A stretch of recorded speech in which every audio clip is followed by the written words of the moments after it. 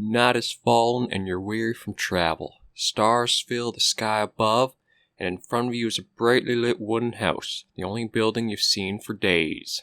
You walk toward the house, hearing the sounds of laughter and talk as you reach the door and push it open.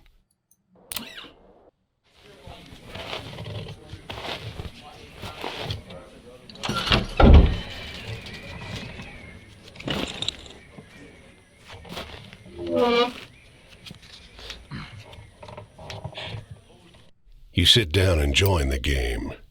It's a cheap buy-in, and not many of the other players are very good. The lady fiddling with dice gets good cards, but has no real strategy. The man to your right seems to just hold on to the highest cards he has, regardless of suit or any consideration of matches. The man in gray across from you, though, he's good. He already had the largest pile of coins when you bought in, and while your winnings grow quickly, you can't quite catch him. One by one, the other players leave the table, sometimes with pique or with wry humor, leaving their winnings with you or the man in gray.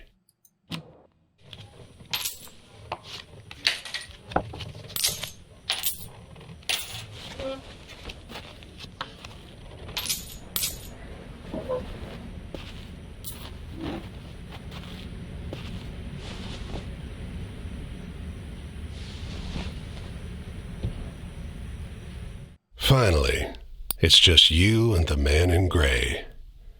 He looks at you, full of humor, and winks. Last hand? He deals, you draw, and look at your hand. It's good. It's great. The best hand, in fact. A royal straight flush. Spades. Aces high. But the man in gray pushes forward his whole pile. You're not sure exactly how much it is, but it's more than you've got. You can't match that. The man in gray stops you. Now, if you like, I'll let you wager your word. I know you'll be good for it. Just promise you'll pay the debt. However I ask.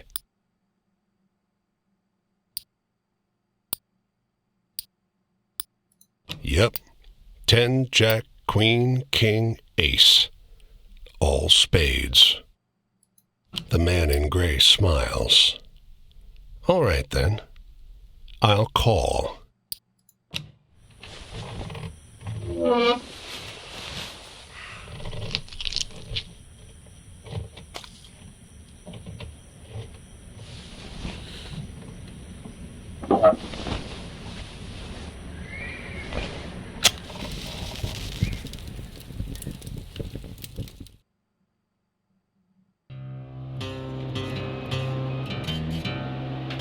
Well, your luck wasn't so good, was it?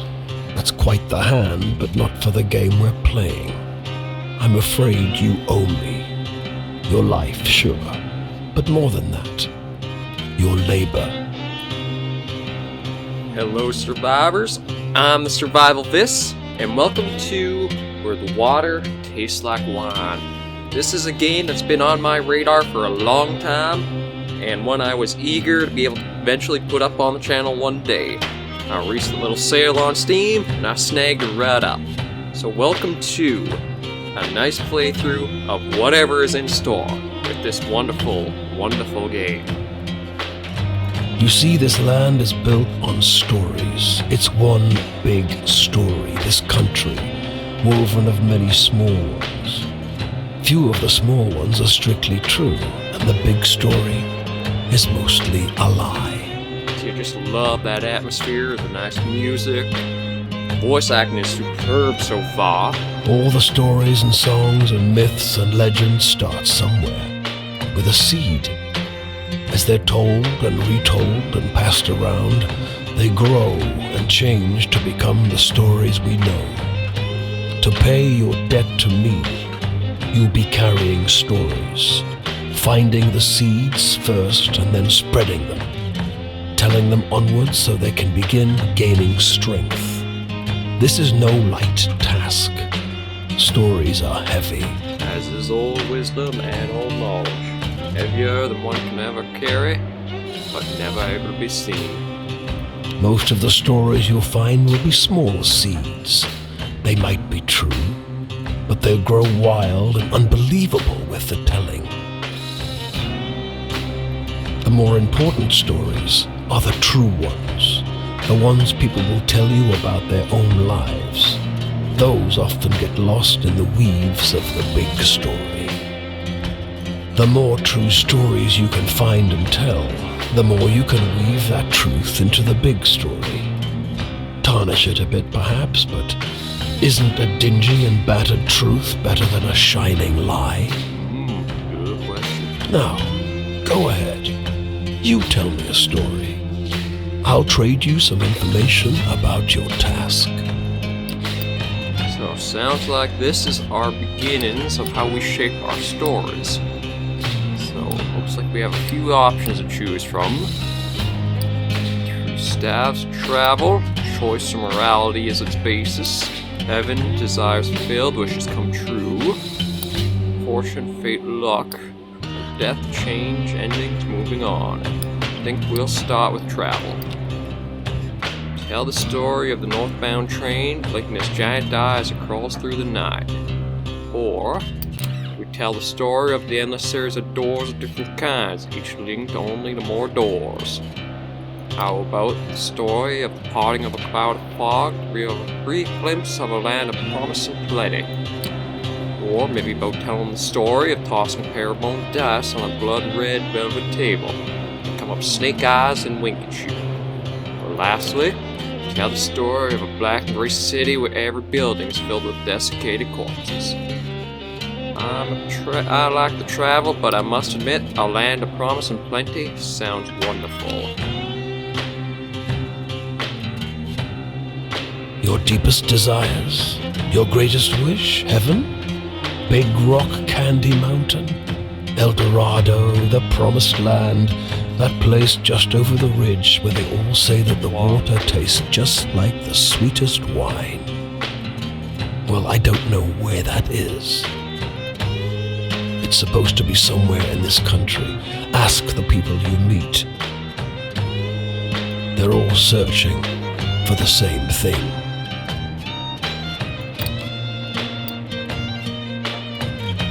Sounds like we're going to go through each little one and see what he thinks of them. Let's talk about the northbound train, shall we? Travel? That's your job. Wander from place to place, gather those stories and spread them. People get bored hearing the same stories over and over. But an old cliché in one state might be a rip-roaring new yarn in another. And now about the endless series of doors. You'll sometimes have to make choices about what kind of story you're finding. Is it a love story or a tragedy? Don't gather too many of one kind, though. This grand story needs variety. See, he's filling us in a little bit about what each option is and what we're doing in servitude for him. It's just luck. Funny how bad luck seems to follow the folks who already have problems aplenty. Well, try your luck out there in this country. See how the dice treat you. It's not all bad. You'll have to work hard. But I'll give you the gift for seeing the true shapes of people. True shapes of people? Not many who can do that. Looks like we're about to round off with the tower here. I'll strip away your flesh to make the journey easier, but still you'll feel pain. Hunger, weariness, thirst, and despair. They're all part of stories. the part not often told. And death, yes, but don't worry. As long as your task remains, you come back. Go on your way, Seeker. Maybe we'll meet again, or maybe not. Either way, it'll be an experience for you. I'm jealous in some ways. I hope you find what you're looking for. Seems with that, we're off and on our own. So where the water tastes like wine is, as our boss of sorts told us, where we gather all the stores across old America. Well, I'm gonna scroll my name on the And where we just wander and try to get whatever stories we can along the way. Looks like we got something right here. This bungalow is being ransacked. There's furniture piled in the front yard, ammunition heaped under the mailbox, and a crowd of clean-cut men ripping apart a car in the driveway. That is not strange. The two heavily armed, mud-caked women leaning over the porch railing share the same bored grin. One shouts at you. "Lend a couple innocent gals a cigarette?"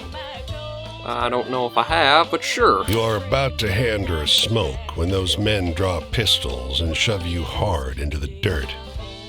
"You know these girls?"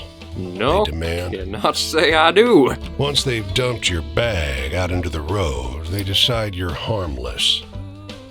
"If you were selling booze too, you'd have a lot more cash," sneers one. On the porch behind him, the two bootleggers are fingering their empty rifles, grinning in disappointment. Yeah, let's move on. We already had our first little story.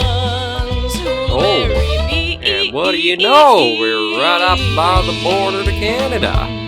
That's mighty interesting.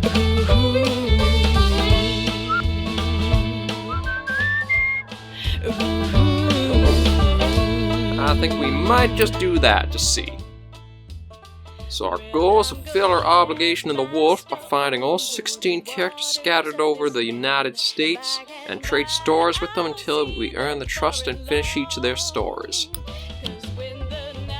By having different adventures, you'll begin to collect stories. When you meet characters, they'll ask you for different types of stories: tragic, hopeful, scary, thrilling, or funny. Remember what sort of adventure you had and you'll know what type of story you got. Stories will grow and change as you tell them. Once you tell a story to a character, it will be out in the world and you may encounter someone else who will tell you a better version of it. These better versions will be more entertaining when you tell them to characters, but be sure to tell different stories so that you have a chance to grow them all. The stories you get from characters are wild cards. They'll fit any of the 5 categories. However, telling them will not cause them to grow. So use them sparingly as you're giving up a chance to spread other stories. If you want to swap around the stories you tell, you can do that in the inventory. There are several ways to travel across the US. The easiest is walking, but it's slow. You can speed up your walking pace by whistling. Hold down the button and match the notes to keep your spirits and speed up. Gotta check that in a moment. You can also hop around on a boxcar. This will get you exactly where you need to go, but runs the risk of getting injured by the railroad cops. To hop a ride, just find a train yard. A safer way to travel is hitchhiking. To hitchhike, hold down the hitchhike button while standing next to a road with cars on it. Not every car will stop, and they won't always carry you the full distance, but you will be safe. Finally, if you got some cash, you can go to a city and ride the fast, safe passenger trains from place to place.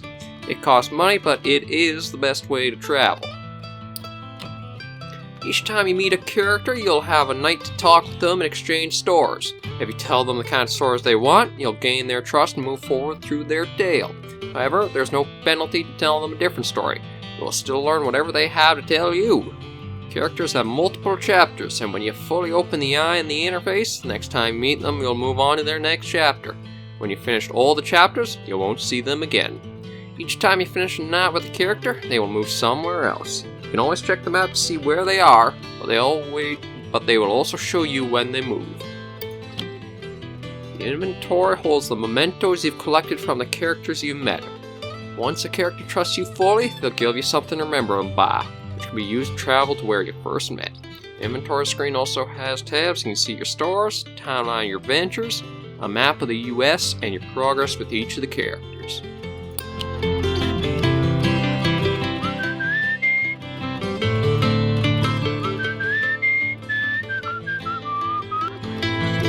Okay, I see how this goes along. Might as well stop at every little thing we can. We are making our story, aren't we? Let's see what we got here.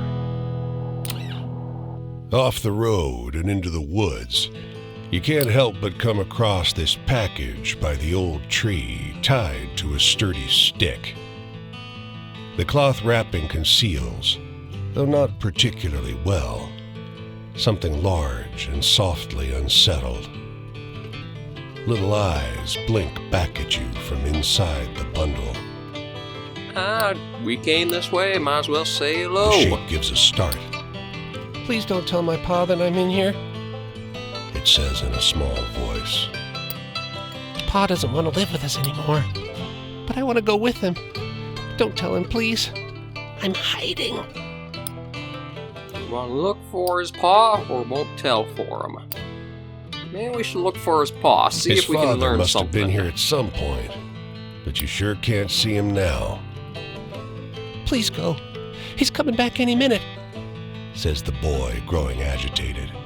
He's going to see you talking to me. Please, go! He only calms down when you leave. You don't see another soul for miles. Yeah, poor boy got left behind. But that is a new store. Looks like we must be maybe around Oregon if we're coming up to Portland now. Well, we'll see what Portland has in store, and then maybe let this be where our little merry journey comes to a rest. And will I be doing this voice for the whole series? I think I may. They don't come every year, you know. The old man is sitting at the edge of a rotting old pier, crooked legs dangling over the water. He watches a pair of seagulls preen and groom each other on a rock just off the shore. Do we watch them or ask why?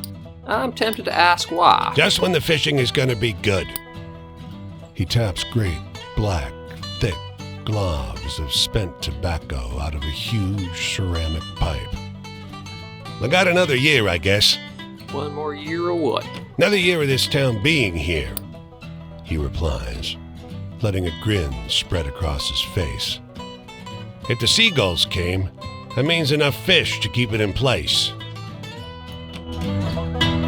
Nice little bit of folk wisdom we can learn as we go through, can't we? The woman walks the small town square with the poise of Betty Davis. A confident stride and inimitable mannerisms elevating the sidewalk into a plush Hollywood carpet. And wrapped around her neck, a yellow velvet ribbon, bright as an ocean sunrise. Might as well ask around and see what we can learn. You question a well-dressed man parked outside an oyster house. Prudish woman. I took her on a fine date and she didn't remove so much as a ribbon. Excuse me, can you step back from the coupe? That's the spirit. You decide to seek a second opinion. I'd say so too. You talk with a waitress smoking outside a diner. Something funny about her. Just showed up one day. Doesn't work, doesn't live anywhere far as I know. Just around. Myself, I'd love to know who made all her beautiful clothes. Well, that's 2 strikes so far. I think now we just might as well go walk right up to her and see. You ask the woman if you may join her at a public bench. You may. Lovely outside, isn't it? Her eyes are a beautiful shade of brown. Beneath the yellow ribbon, a thick, fibrous scar wraps around her throat. Weather like this, it reminds me of Paris. That sounds I'm quite surprised we'd be moving on. I'd like to learn more, but seems like she's going to be a story we'll be learning more of. And last off, let's take a look what the lighthouse You can see has. storm clouds on the horizon, and you don't relish the thought of being caught wandering this rocky seaside road in the rain. Fortunately, you find the lighthouse door open, with a daunting staircase before you. Let's climb up, see if anybody's here.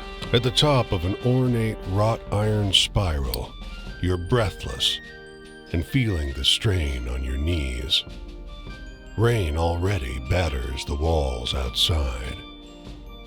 You can only knock on a heavy wooden door leading into the upper level.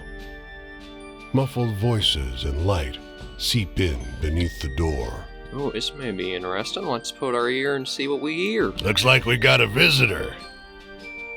Sounds like a man's voice, deep and rough. Well, behave yourself. I'll open the door.